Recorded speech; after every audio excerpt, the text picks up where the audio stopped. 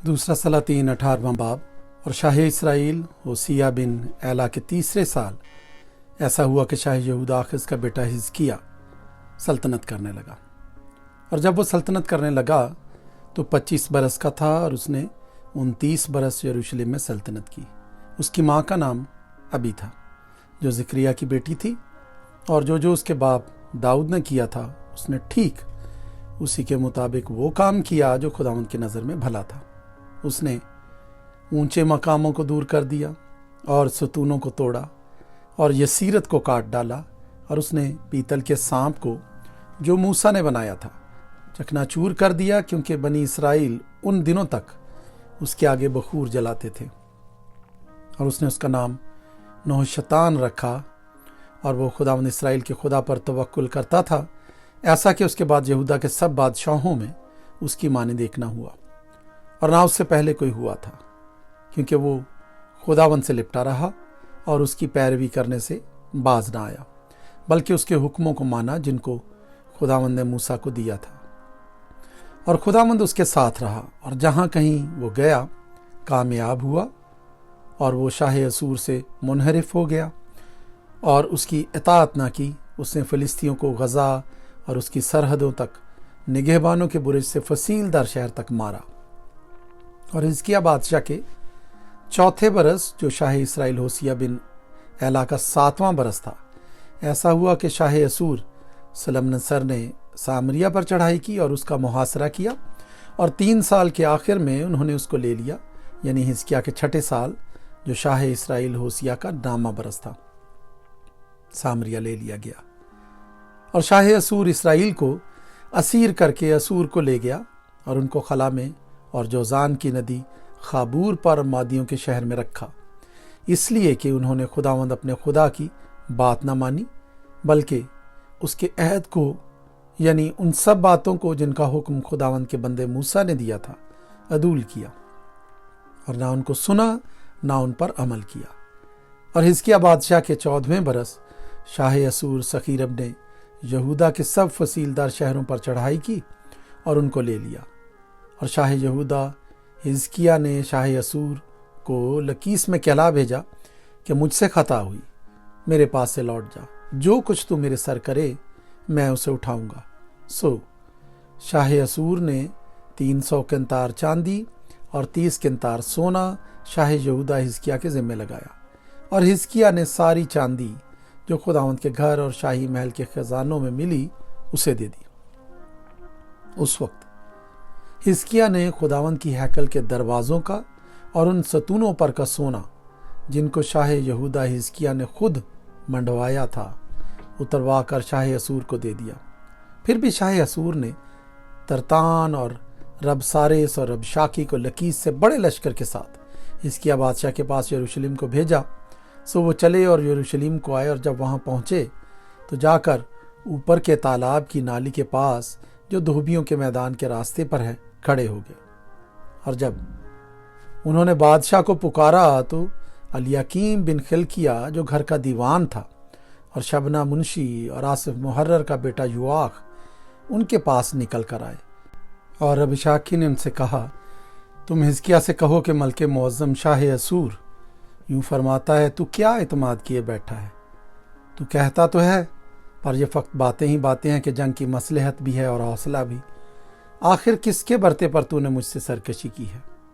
देख, तुझे इस मसले हुए सरकंडे के असा यानी मिस्र पर भरोसा है।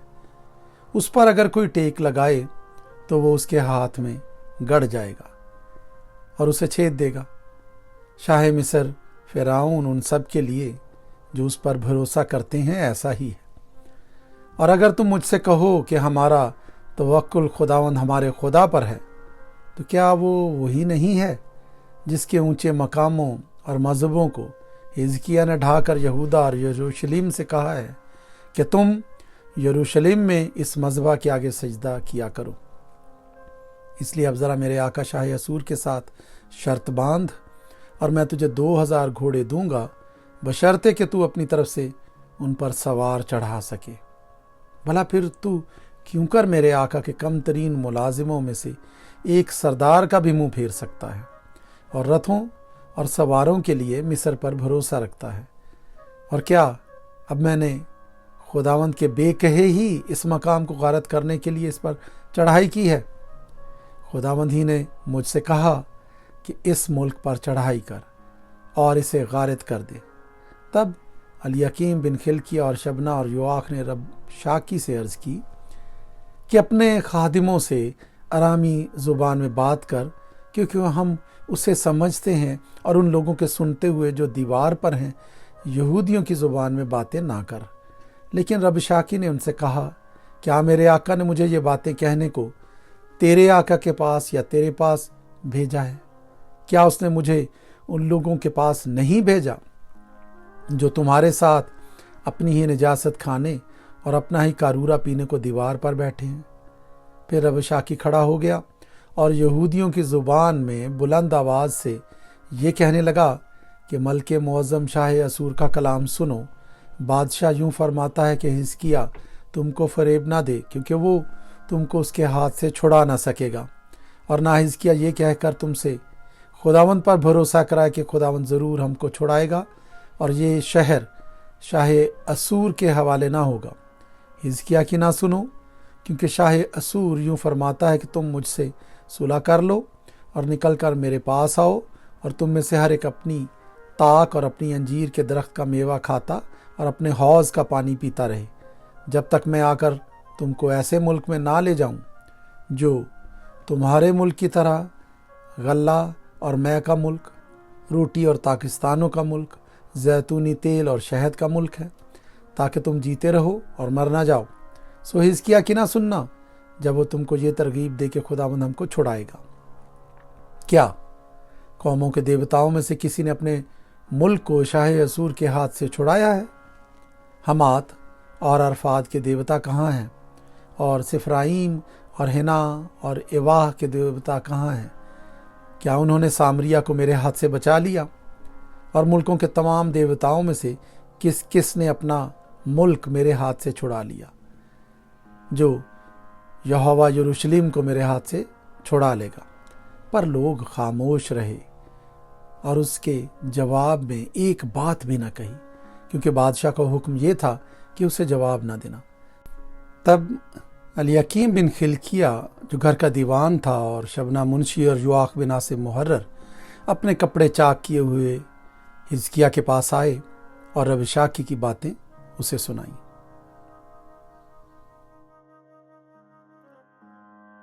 दूसरा सलातीन 19वां बाब।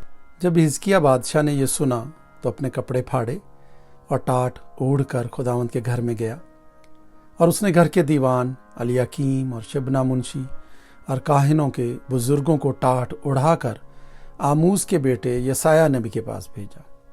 और उन्होंने उससे कहा, हिजकिय्याह यूँ कहता है कि आज का दिन दुख और मलामत और तौहीन का दिन है, क्योंकि बच्चे पैदा होने पर हैं लेकिन विलादत की ताकत नहीं।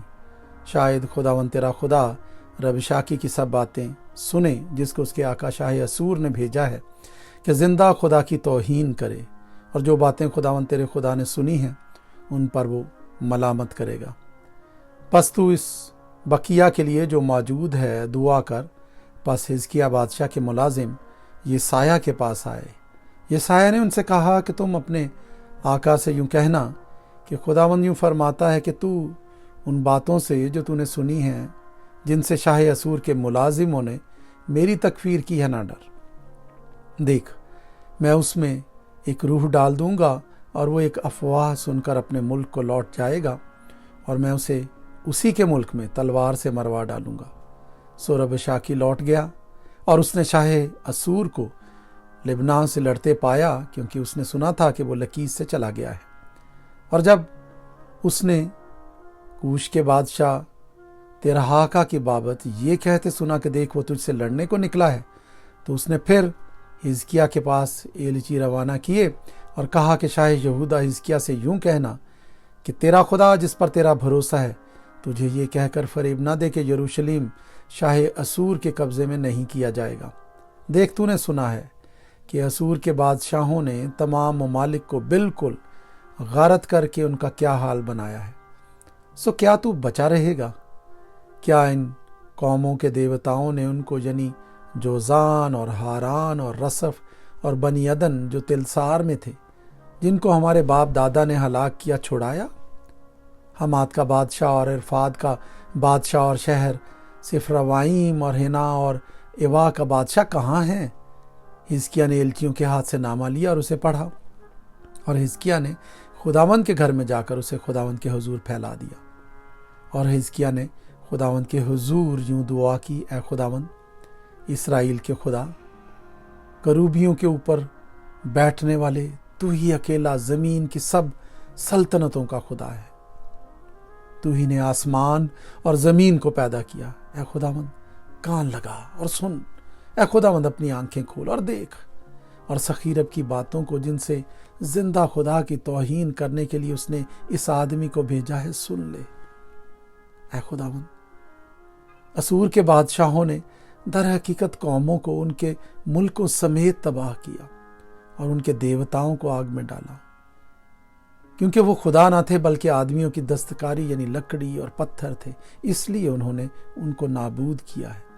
سو اب اے خداوند ہمارے خدا، میں تیری منت کرتا ہوں کہ تو ہم کو اس کے ہاتھ سے بچا لے، تاکہ زمین کی سب سلطنتیں جان لیں کہ تو ہی اکیلا خداوند خدا ہے۔ تب یسایہ بن آموس نے حزقیہ کو کہلا بھیجا کہ خداوند اسرائیل کا خدا یوں فرماتا ہے، چونکہ تو نے شاہ اسور سخیرب کے خلاف مجھ سے دعا کی ہے، میں نے تیری سن لی، اس لیے خداوند نے اس کے حق میں یوں فرمایا ہے کہ کمواری دختر سیون نے تجھ کو حقیر جانا اور تیرا مضحکہ اڑایا ہے، یروشلم کی بیٹی نے تجھ پر سر ہلایا ہے۔ تو نے کس کی توہین و تکفیر کی ہے؟ تو نے کس کے خلاف اپنی آواز بلند کی اور اپنی آنکھیں اوپر اٹھائیں؟ اسرائیل کے قدوس کے خلاف۔ تو نے اپنے قاصدوں کے ذریعے سے خداوند کی توہین کی اور کہا کہ میں بہت سے رتھوں کو ساتھ لے کر پہاڑوں کی چوٹیوں پر بلکہ لبنان کے وسطی حصوں تک چڑھ آیا ہوں، اور میں اس کے اونچے اونچے دیوداروں اور اچھے سے اچھے صنوبر کے درختوں کو کاٹ ڈالوں گا، اور میں اس کے دور سے دور مقام میں جہاں اس کی زرخیز زمین کا جنگل ہے گھسا چلا جاؤں گا۔ میں نے جگہ جگہ کا پانی کھود کھود کر پیا ہے، اور میں اپنے پاؤں کے تلوے سے مصر کی سب ندیاں سکھا ڈالوں گا۔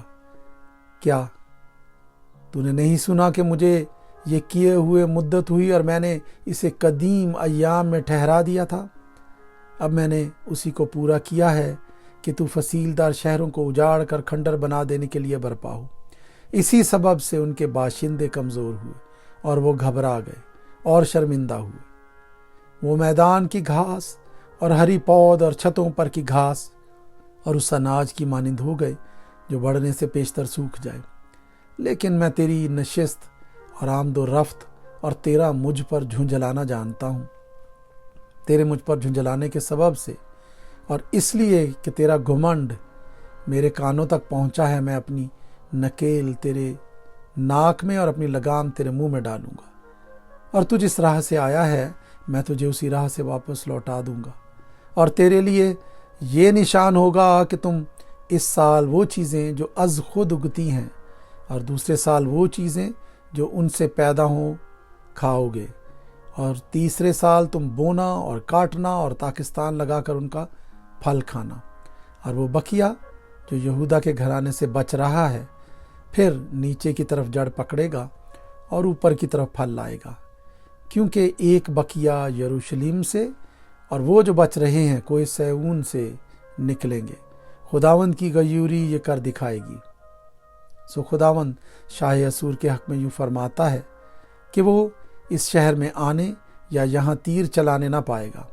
وہ نہ تو سپر لے کر اس کے سامنے آنے اور نہ اس کے مقابل دمدمہ باندھنے پائے گا، بلکہ خداوند فرماتا ہے کہ جس راہ سے وہ آیا اسی راہ سے لوٹ جائے گا اور اس شہر میں آنے نہ پائے گا، کیونکہ میں اپنی خاطر اور اپنے بندہ داؤد کی خاطر اس شہر کی حمایت کروں گا تاکہ اسے بچا لوں۔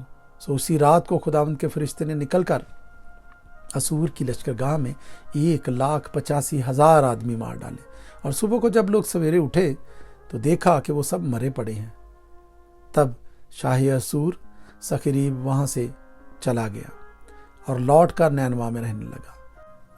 اور جب وہ اپنے دیوتا نسروک کے مندر میں پوجا کر رہا تھا تو ادر ملک اور شرازر نے اسے تلوار سے قتل کیا اور ارارات کی سرزمین کو بھاگ گئے، اور اس کا بیٹا اسرحدون اس کی جگہ بادشاہ ہوا۔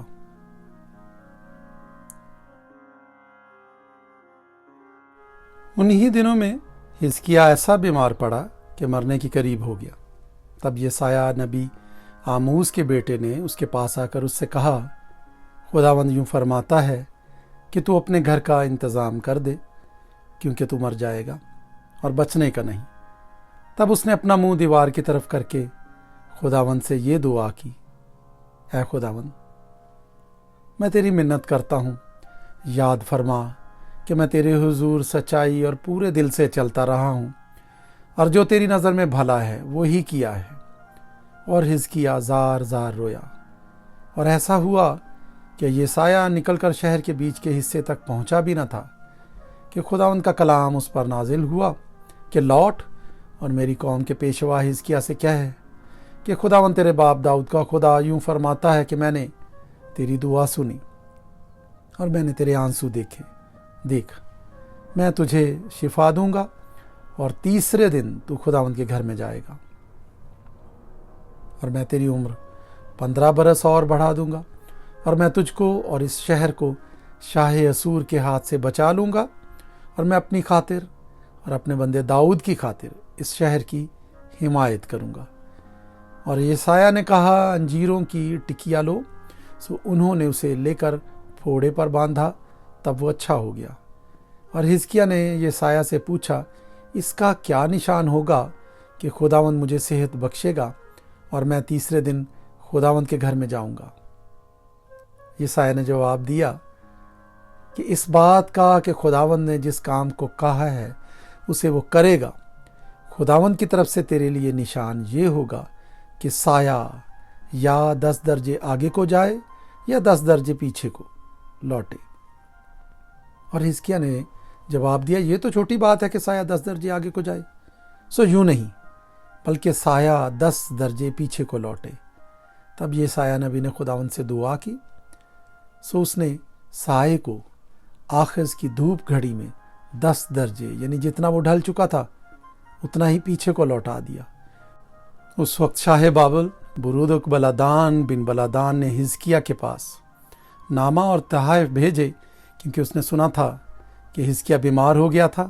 سو حزقیاہ نے ان کی باتیں سنی، اور اس نے اپنی بیش بہا چیزوں کا سارا گھر اور چاندی اور سونا اور مسالے اور بیش قیمت عطر اور اپنا صلاح خانہ اور جو کچھ اس کے خزانوں میں موجود تھا ان کو دکھایا۔ اس کے گھر میں اور اس کی ساری مملکت میں ایسی کوئی چیز نہ تھی جو حزقیاہ نے ان کو نہ دکھائی۔ تب یسایہ نبی نے حزقیاہ بادشاہ کے پاس آ کر اس سے کہا کہ یہ لوگ کیا کہتے تھے اور یہ تیرے پاس کہاں سے آئے؟ حزقیاہ نے کہا، یہ دور ملک سے یعنی بابل سے آئے ہیں۔ پھر اس نے پوچھا، انہوں نے تیرے گھر میں کیا دیکھا؟ حزقیاہ نے جواب دیا، انہوں نے سب کچھ جو میرے گھر میں ہے دیکھا۔ میرے خزانوں میں ایسی کوئی چیز نہیں جو میں نے ان کو دکھائی نہ ہو۔ تب یسایہ نے حزقیاہ سے کہا، خداوند کا کلام سن لے۔ دیکھ، وہ دن آتے ہیں کہ سب کچھ جو تیرے گھر میں ہے اور جو کچھ تیرے باپ دادا نے آج کے دن تک جمع کر کے رکھا ہے بابل کو لے جائیں گے۔ خداوند فرماتا ہے، کچھ بھی باقی نہ رہے گا، اور وہ تیرے بیٹوں میں سے جو تجھ سے پیدا ہوں گے اور جن کا باپ تو ہی ہوگا لے جائیں گے، اور وہ شاہ بابل کے محل میں خواجہ سرا ہوں گے۔ حزقیاہ نے یسایہ سے کہا، خداوند کا کلام جو تو نے کہا ہے بھلا ہے، اور اس نے یہ بھی کہا بھلا ہی ہوگا اگر میرے ایام میں امن اور امان رہے۔ اور حزقیاہ کے باقی کام اور اس کی ساری قوت، اور کیوں کر اس نے تالاب اور نالی بنا کر شہر میں پانی پہنچایا، سو کیا وہ شاہان یہودا کی تواریخ کی کتاب میں قلم بند نہیں؟ اور حزقیاہ اپنے باپ دادا کے ساتھ سو گیا، اور اس کا بیٹا منسی اس کی جگہ بادشاہ ہوا۔